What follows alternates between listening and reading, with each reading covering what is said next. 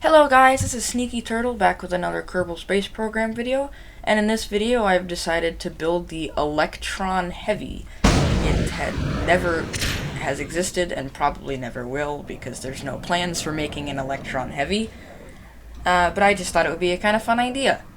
If it's at full throttle, it's got a stupidly overpowered thrust-to-weight ratio. I think it's like 3 something, so I had to throttle down the engine so that it's so that thrust-to-weight ratio is around 1.5. But it just takes off the launch pad. Like, it's so cool. And at this point, just going up. I mean, SpaceX with their Falcon Heavy, their first launch, their test launch, quote unquote, it really wasn't a test, but they launched a car. You can probably tell that the fairing has a Kerbal inside of it. I don't know if you can figure out what that means, but if SpaceX had a car, that could potentially be a hint to what's inside the fairing of this rocket.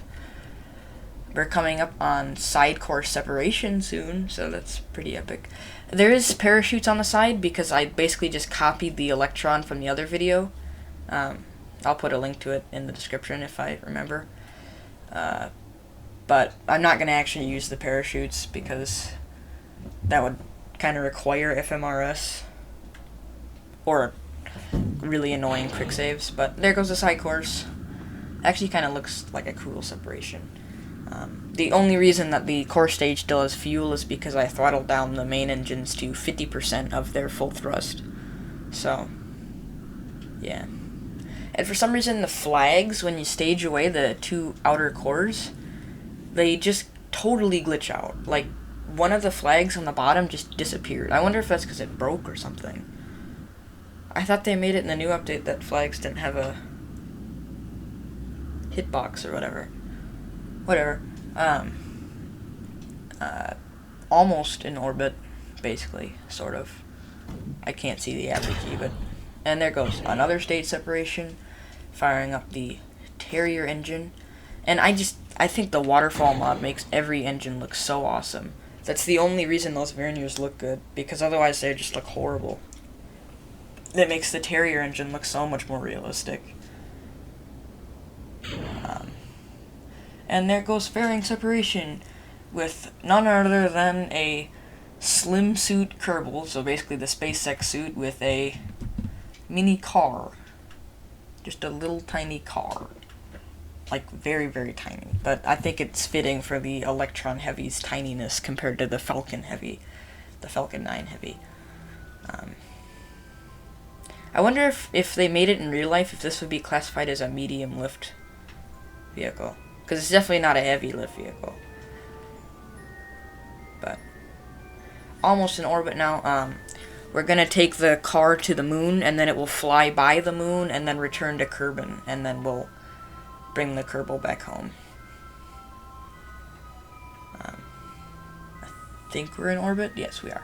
So now just plotting our course to the Mun. In a previous attempt, I tried using the new, like, maneuvering button, and it took like 3 days just to get to the orbit, and then it just didn't work very well. I don't think that maneuvering system is very good. I mean, I get that it's just come out, but...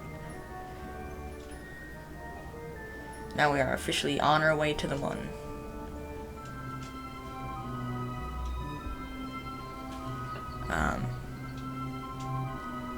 Not really much to talk about, except for the fact that some of you may have seen the Starship landing for Pilots Challenge. No winner has been announced yet, but after a couple hours of trying, that's the landing I got. If I remember, I'll put a card on the end screen for that video. I think it was an okay landing, except at the very end, I just dropped it short. Like, I just cut off the engine at like 2 meters above the ground. I basically just dropped it. I don't really know why, but I just thought I wasn't going to be able to land it.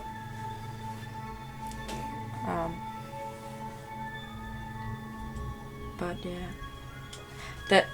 This little mini car, it just looks so funky.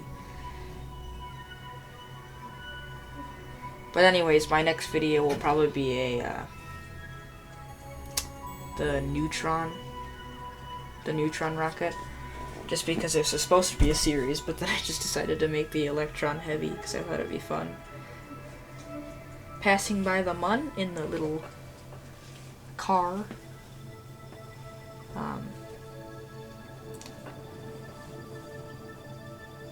Yeah, and then I had to do a little orbital maneuvering burn so that I didn't just fly out of this into the solar system, into a solar orbit. And then I just time warped up all the way up to the apogee of the orbit, because that's the most efficient way to lower the periapsis if you're at your apogee. So I just time warped up to the apogee and then burned retrograde until the perigee was, or periapsis was in Kerbin's atmosphere.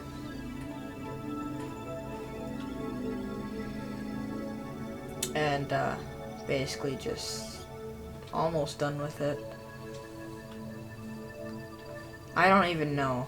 Like, I was going like 3,000 meters a second. Basically, it's just going really fast. Just gonna slam into Kerbin. But Kerbin's way over there. Let me know if you guys like the Astronomer's Visual Pack. That's that weird. It makes all the stars look different, and it makes Kerbin look nicer, but I think it looks a little weird. But don't ask me how this Kerbal survived re-entry. I have absolutely no idea. I fired the engines the whole way, but he's literally just covered in plasma, and I have my re-entry heating effects at full.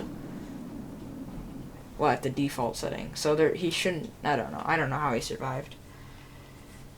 But this car has something special that a certain private space company did not have.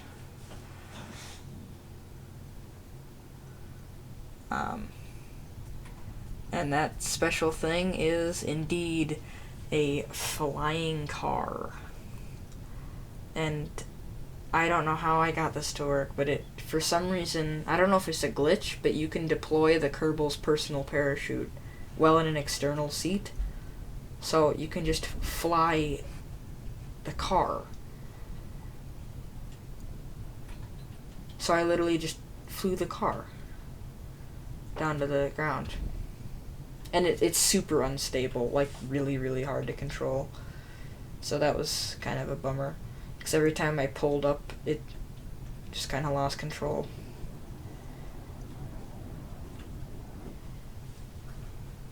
The awesome waterfall mod makes the ant engines look, I think those are spider engines.